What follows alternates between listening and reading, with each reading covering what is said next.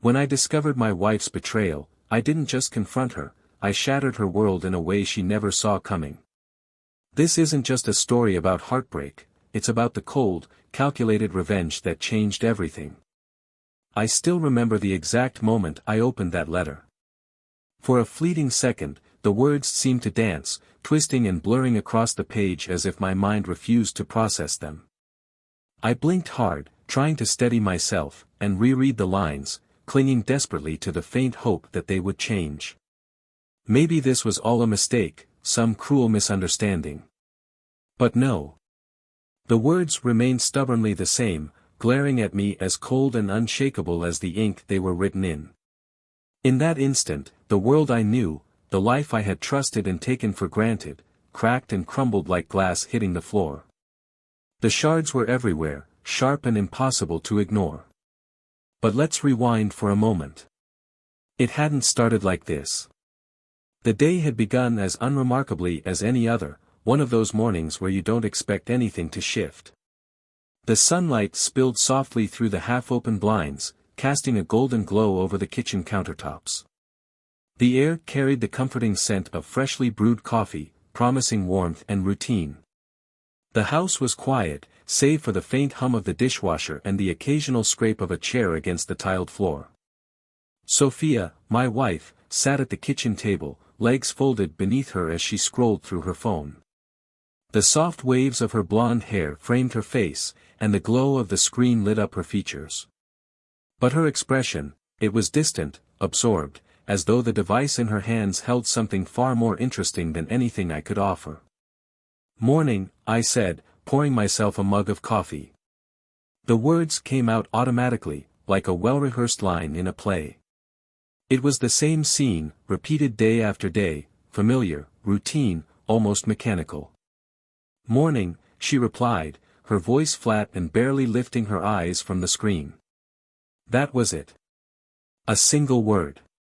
No smile, no warmth, just a reply given out of habit. Whatever she was scrolling through, whether it was work emails or social media, seemed to have a tighter grip on her than I ever did these days.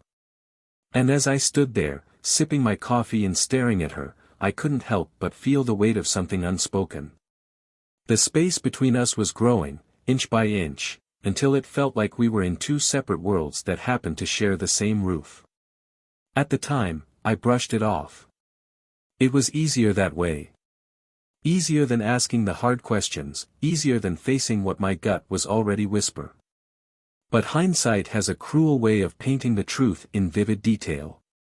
I leaned against the kitchen counter, taking a slow sip of my coffee, my eyes drifting over to hers. I cradled the mug in both hands. She looked beautiful, as always. The casual sweater she wore hung loosely off one shoulder, and her yoga pants hugged her figure in a way that always made me want to reach out and pull her close. But I didn't. Something about her felt off. Lately, it seemed like Sophia was more and more distracted, her focus drawn to her phone instead of me. We still had conversations, still went out on weekends, still laughed at the occasional inside joke. But it wasn't the same. The spark that had once made everything between us electric now felt like a flickering ember, barely holding on. I told myself it was probably just work stress or maybe the natural comfort that sets in after years together. Relationships go through phases, right? People grow comfortable, familiar. That's normal, or so I thought. "What's on the agenda today?" I asked, trying to stir some life into the quiet room. I set my mug down on the counter with a soft thud, forcing a note of casual curiosity into my voice. She didn't look up. "Not much," she murmured, her thumb scrolling effortlessly across the screen. "Maybe run a few errands, hit the gym, and I'll grab something for dinner." "Cool," I replied, but my words felt hollow. My voice carried no weight, like it barely reached her from across the table. I glanced at the clock, 7:45. Time to leave. My briefcase waited patiently by the front door, and I grabbed my keys from the hook. The faint jingle of metal broke the stillness for a moment, but Sophia didn't move. She stayed seated at the table, her eyes glued to her phone. No goodbye kiss. No warm send-off. Just the rhythmic clicking and scrolling of her thumb against the screen. I told myself not to let it get to me. After all, things hadn't always been like this. There was a time when she'd walk me to the door, smile, and kiss me goodbye like she couldn't wait for me to get home. But lately, the space between us felt wider. And today, it felt like an ocean. See you tonight, I said over my shoulder, forcing a lightness into my tone that I didn't feel. Yeah, see you, she replied, her voice absent, her eyes still fixed on her phone. On my drive to work, the familiar blur of traffic and morning radio played out like a scene I'd seen 1,000 times before. Cars jammed the streets, kids rushed toward school buses, and commuters filled the sidewalks with purpose. The usual sights. The usual sounds. But inside, I felt anything but usual. That unsettled feeling in my gut wouldn't leave me. By the time I parked at the office, a gleaming, impersonal structure of glass and steel, I was already on autopilot. The hours ticked by in a haze of meetings, reports, and emails. But no matter how busy I tried to keep myself, my thoughts always wandered back to Sophia. That distracted look on her face. The distant tone in her voice. Something was definitely wrong. Maybe I was overthinking things. Maybe it was just paranoia creeping in, whispering doubts into the cracks of my mind. But deep down, a part of me, small yet insistent, suggested that our quiet suburban life wasn't as perfect as it appeared. Lunchtime came, and as I sat at my desk, scrolling through the usual flood of emails, a notification buzzed on my phone. It was an email. Nothing strange about that, but this one wasn't the kind I had expected. The subject line alone made me freeze. Midnight. You deserve to know the truth. I stared at the screen, my heart racing. The message wasn't from a number I recognized. The sender's name read Rachel. My mind raced to place her, Rachel. That was someone Sophia had mentioned once or twice, wasn't it? A coworker, maybe? A friend from the office? I couldn't remember exactly, but one thing was clear, this wasn't a casual email.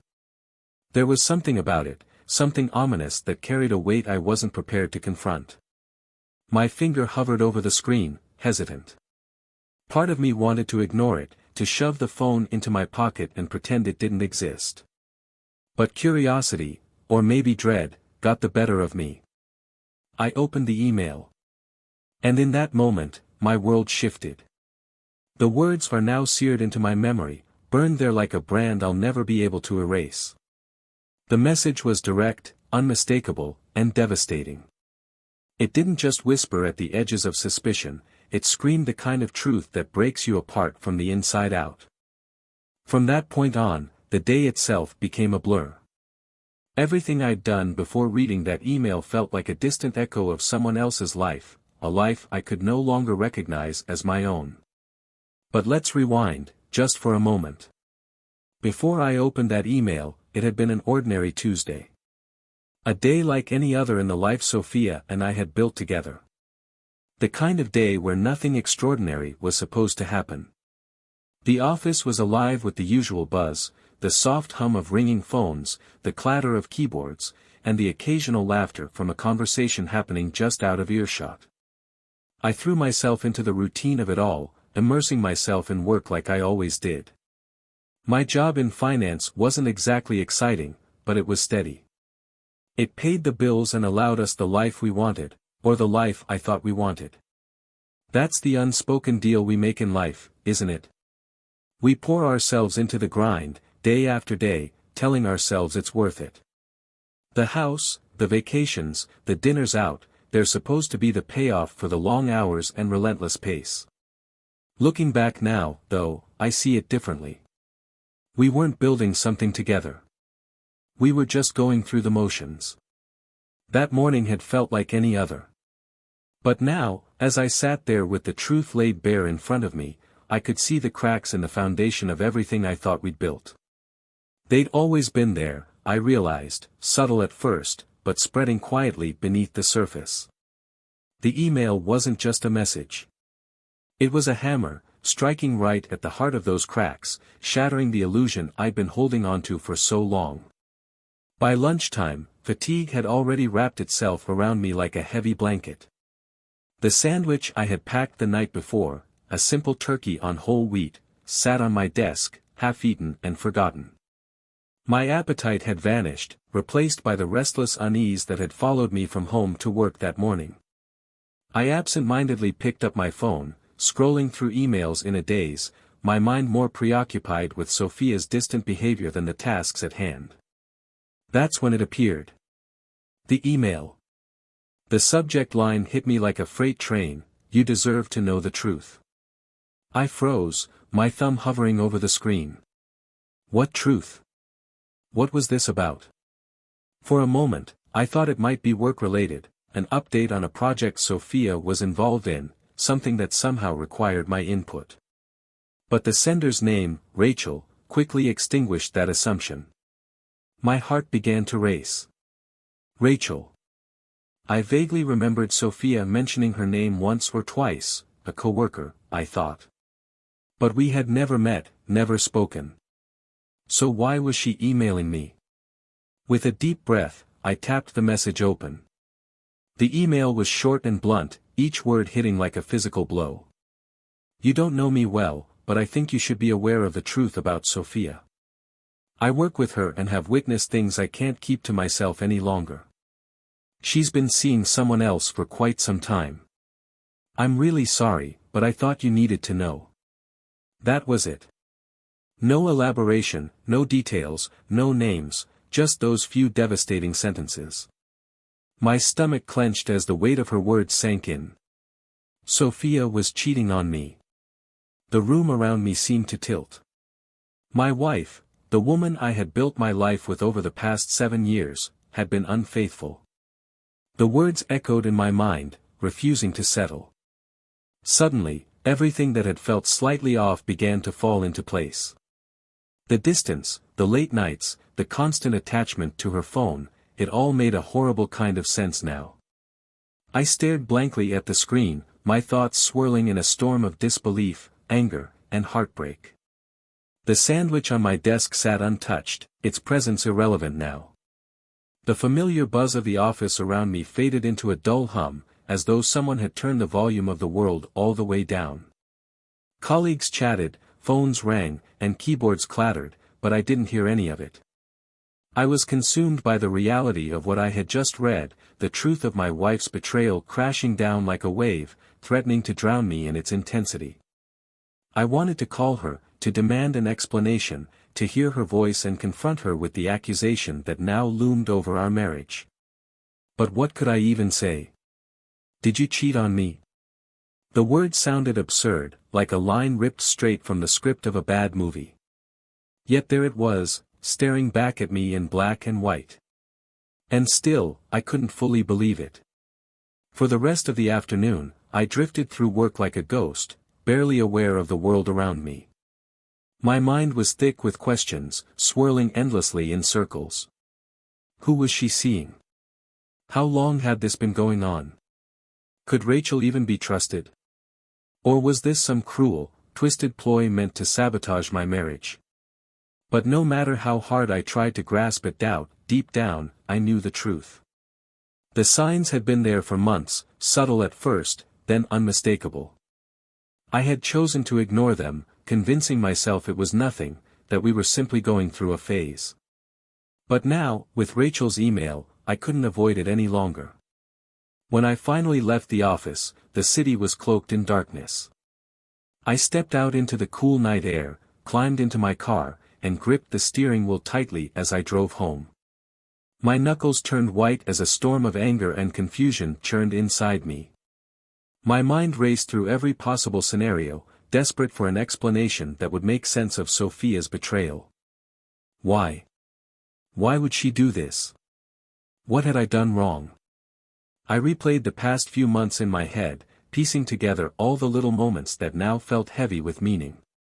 The way she had grown distant. How her attention was always buried in her phone whenever I entered the room. The nights she insisted she had to work late. It all came rushing back, like puzzle pieces snapping into place. As I pulled into the driveway, the sight of our home struck me like a slap. It looked the same as ever, warm lights glowing through the drawn curtains, a perfect picture of suburban comfort. But now, the sight felt hollow, like an elaborate facade hiding something broken. I turned off the engine but didn't move. I sat there in the silence of the car, staring at the front door and wondering what I would find on the other side. Would she greet me like she did every night, her smile lighting up the hallway? Would she meet my eyes with the warmth that used to fill them when she looked at me? Or would I see something else? Would there be guilt? Regret? Would the truth slip out in her expression before she could hide it? The weight of uncertainty held me there for a few moments longer, my heart heavy with the knowledge that whatever waited inside was going to change everything. For a long moment, I stayed in the car, gripping the steering wheel, as if bracing myself for the weight of what awaited inside. The email lingered in my mind, heavy and unrelenting. Finally, I stepped out, the cool night air doing little to calm the storm raging inside me. The front door creaked open, and there she was. Sophia sat on the couch, scrolling through her phone, completely at ease.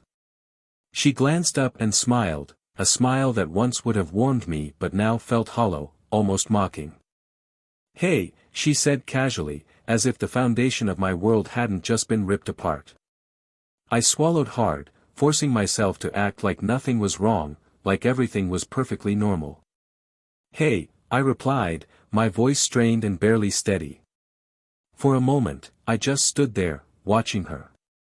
I tried to reconcile the image of the woman I'd built my life with and the person who now sat before me, seemingly unfazed. How had I missed the signs for so long? How had I convinced myself that the growing distance, the late nights, and the constant preoccupation with her phone were just the natural ebb and flow of marriage? But now, those excuses didn't hold up. The truth was staring me in the face, and I couldn't look away any longer. The house felt oppressively quiet that night, too quiet. The soft hum of the refrigerator in the kitchen and the faint noise from the TV in the background did little to break the silence that hung between us. It wasn't just an absence of sound, it was a silence that carried weight, suffocating in its intensity. I could feel it with every breath. The email, its words seared into my mind, pressed down on me like an invisible hand on my chest. Every stolen glance at Sophia, still scrolling on her phone, completely unaware of the storm inside me, only made the weight heavier. She was oblivious to the fact that everything we had was now hanging by a thread. I wanted to confront her, to demand the truth, to shatter this unbearable facade. But not like this. Not yet. I wasn't ready, and neither was the moment. So I let the silence stretch on, sitting there with her as though nothing had changed, all while knowing that everything already had. A single email from a stranger wasn't enough. If I was going to confront Sophia, I needed more than cryptic words, I needed proof. I had to see it for myself, to witness her betrayal with my own eyes, to hear the lies spill from her lips before I decided what came next. My hands curled into fists, my nails digging into my palms as I stood there, watching her. She scrolled through her phone, oblivious to the storm brewing in my mind. How many times had she sat there, texting him, pretending everything was fine? "So, what's for dinner?" I asked, forcing my voice to sound steady, casual, as though nothing had changed. She looked up, startled by the sudden interruption. "Oh, I thought I'd just order something. I didn't get a chance to stop by the store today," she replied, her voice light, her eyes flicking back to her phone almost immediately. She didn't even bother to meet my gaze. "Sure, that sounds good," I said with a nod, my tone detached. My thoughts, however, were nowhere near dinner. I needed answers, and I was already formulating a plan to get them. Sophia was cautious, but not cautious enough. Over the years, we had fallen into predictable routines. Phones were left unlocked on counters, bedside tables, or armrests without a second thought. There had never been any reason to suspect anything before. But now, doubt clawed at me relentlessly, refusing to let go. Dinner arrived, a half-hearted takeout order of sushi that neither of us enjoyed. We ate in near silence, the weight of unspoken words pressing down between us. I watched her closely, trying to read her every expression, every movement. If she suspected anything, she didn't let it show. After dinner, Sophia excused herself to take a shower. The moment I heard the bathroom door click shut and the water start running, I seized my chance. Her phone lay face down on the armrest of the couch, exactly where she always left it. I hesitated, just for a moment, my hand hovering over the screen. 1,000 frantic thoughts raced through my mind. What if I found something? What if I didn't? The knot in my stomach tightened. I already knew the truth, deep down, I'd known for a while. But this was different. This would make it real, undeniable. Taking a deep breath, I flipped the phone over, bracing myself for whatever I might find. I didn't want to look. I didn't want to see. What if I found nothing at all? What if this was just paranoia eating me alive? But it was too late to turn back now. I grabbed her phone, my hand trembling, my heart pounding so hard I could feel it in my throat. The passcode, a sequence I knew by heart, slipped easily under my fingers. The screen blinked to life, bright and familiar. The usual apps stared back at me, text messages, social media, emails, everything looked so normal, so painfully ordinary. But I had learned the hard way that appearances lie. Swallowing hard, I tapped into her messages first. My thumb scrolled through the threads, desperate for something, anything, that felt out of place. At first, it was all mundane exchanges. Conversations with friends, family, and co-workers, banter about dinner plans, work frustrations, the usual day-to-day noise of life. But then I saw it. A thread labeled M. The simplicity of it, the single letter, sent a jolt through me. My heart raced as I tapped it open, my breathing shallow. And there it was. The evidence I had been dreading. M, you looked amazing today. Can't stop thinking about last night.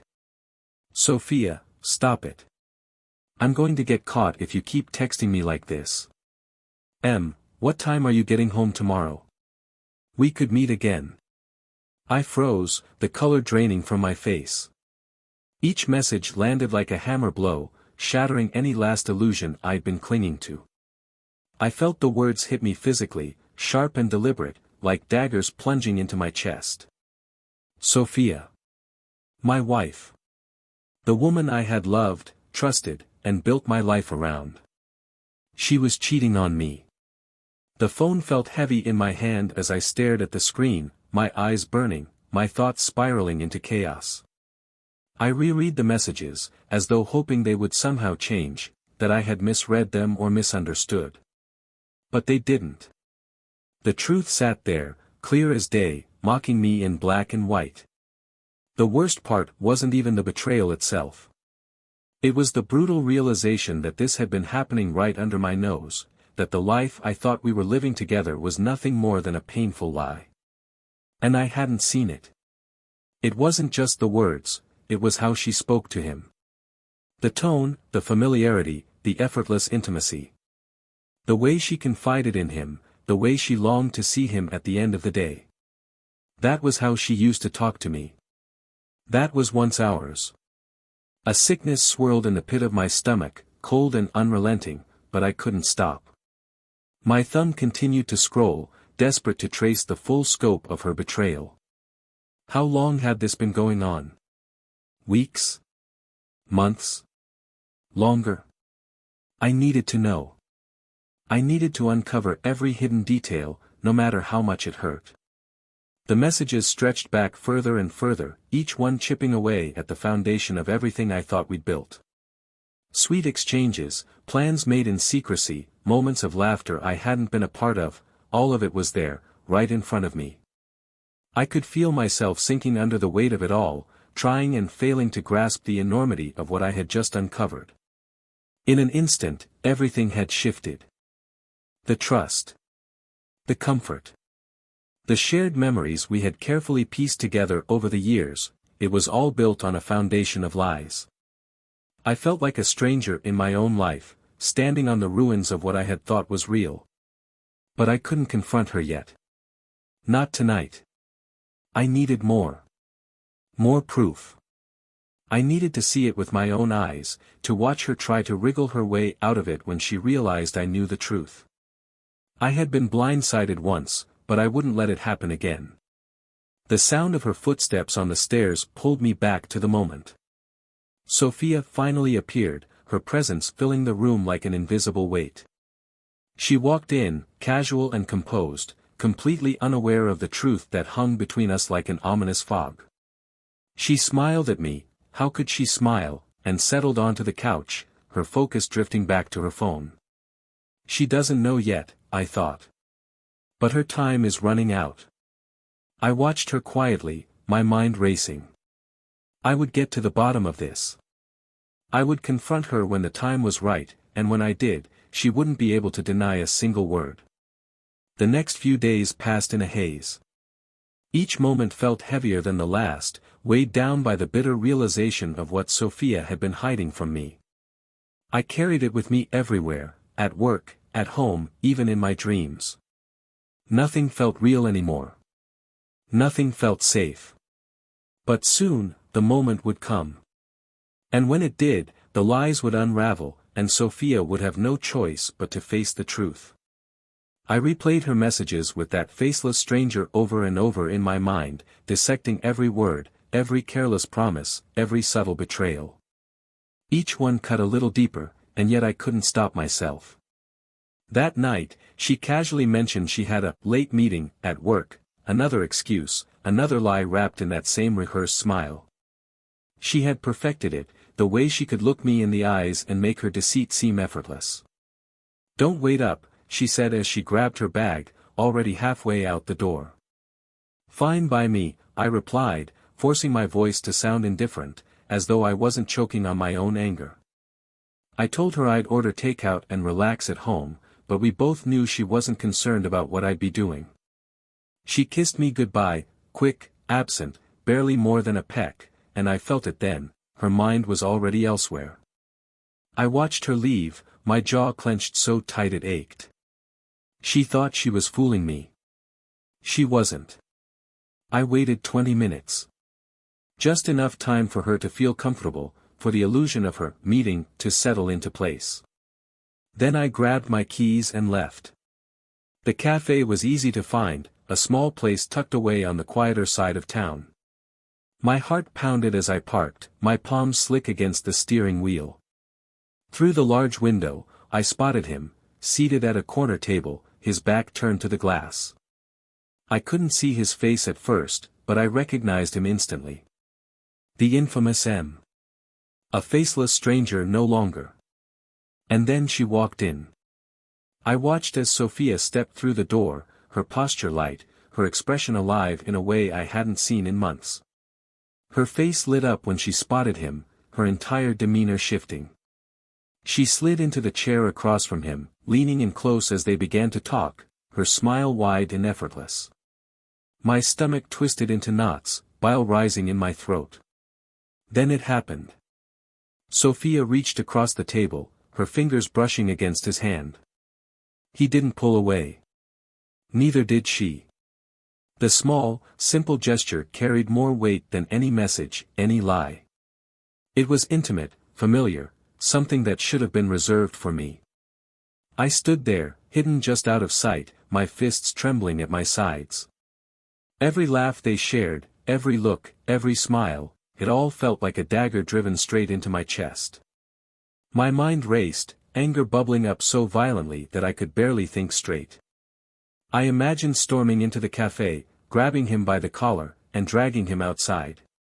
I wanted to make him pay for touching her, for stealing moments that weren't his to have. I wanted to turn to Sophia, demand answers, scream at her until she felt even a fraction of the pain she had inflicted on me. But I didn't. I stood frozen, the wave of betrayal crashing over me, suffocating me. And then I turned around. I walked back to my car, each step heavy, deliberate. I wouldn't give them the satisfaction of seeing me broken. Not yet. I drove aimlessly for hours, my thoughts swirling in a relentless storm. I felt consumed, by anger, by betrayal, by the overwhelming need to do something. I wanted Sophia to regret what she had done. To feel the same hollow ache that gnawed at my chest. If she was so willing to destroy our marriage, then I would destroy her. And then, an idea struck me. It was almost too perfect, too poetic to ignore. Sophia's mother, Linda. Linda was the kind of woman who turned heads wherever she went. Yes, she was older, but she had a timeless elegance about her, an effortless beauty that seemed immune to the years. Her dark hair was always perfectly styled, and her body was toned and lithe from decades of yoga and Pilates. She was graceful, warm, and had always been friendly toward me, even when Sophia and I had our rough patches. If I wanted to hurt Sophia in a way she would never forget, what better way than to take from her something irreplaceable? Her mother. The plan solidified in my mind as I turned the car toward Linda's house. It was late by the time I pulled up, but the lights were still on, a soft glow spilling from the windows. I stood at her doorstep for a moment, the weight of what I was about to do settling over me, before I knocked. The door opened, and there she was, Linda, her expression shifting from surprise to concern as she took in my disheveled appearance. "Ethan," she said softly, her voice laced with worry. "What's wrong?" "It's late." I didn't answer immediately. Instead, I looked at her with the kind of sadness and vulnerability that needed no explanation. It was as though my pain poured out in silence, weaving between us like an invisible thread. Linda reached out instinctively, her hand resting gently on my arm, giving it a comforting squeeze. "It's Sophia," I finally managed, my voice low and rough. Her gaze softened further, deep brown eyes searching mine. In that moment, something shifted between us. It was subtle at first, but undeniable. Sympathy lingered in her expression, but there was something else, a warmth, unspoken and yet electric. It had always been there, buried beneath the surface, and now it glimmered like embers waiting to ignite. I didn't think. I couldn't. Before I could stop myself, I leaned in closer, my instincts overriding every rational thought. My lips met hers, tentative but deliberate. At first, she froze, her breath catching in her throat. I expected her to pull away, to scold me, to slam the door in my face. But she didn't. After a moment, Linda responded. Slowly at first, then all at once. Her hands moved up, fingers curling into the fabric of my jacket as the space between us disappeared. The kiss deepened, the air thick with an intensity one hadn't felt in years, lust tangled with the intoxicating allure of revenge. For the first time since reading that email, the anger that had burned so hot inside me gave way to something else. Something primal. And as Linda and I stood there, our bodies drawn together as if we'd been waiting for this moment all along, I realized that I had crossed a line that could never be uncrossed. And I didn't care. I knew this would wound Sophia more deeply than anything I could ever articulate. This was the ultimate betrayal, one she would never see coming. That realization lent a bittersweet edge to my actions, turning every kiss, every caress, into something sharper, more deliberate.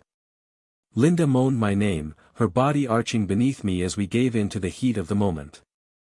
It wasn't love, it was vengeance, raw and unrelenting. Each touch became a weapon, each breath a declaration of what was to come. Soon enough, Sophia would understand. She would grasp the full magnitude of my revenge. It was only a matter of time. A few days later, Sophia returned home after yet another so-called late meeting. Her lies, once effortless, were now transparent as glass. I watched her closely as she walked into the house, my heart pounding steadily in my chest. She didn't notice anything out of place, oblivious to the reckoning that waited just beneath the surface. But as she stepped into the living room, I saw it, the flicker of unease in her eyes. The way she hesitated for just a moment, like her instincts were warning her that something had shifted. I sat back in my chair, deliberate and calm, crossing my arms as I fixed my gaze on her. There was no warmth left in me, just the icy stillness of a man who had been betrayed one too many times. "I know, Sophia," I said, my voice low and cold. "I know about you.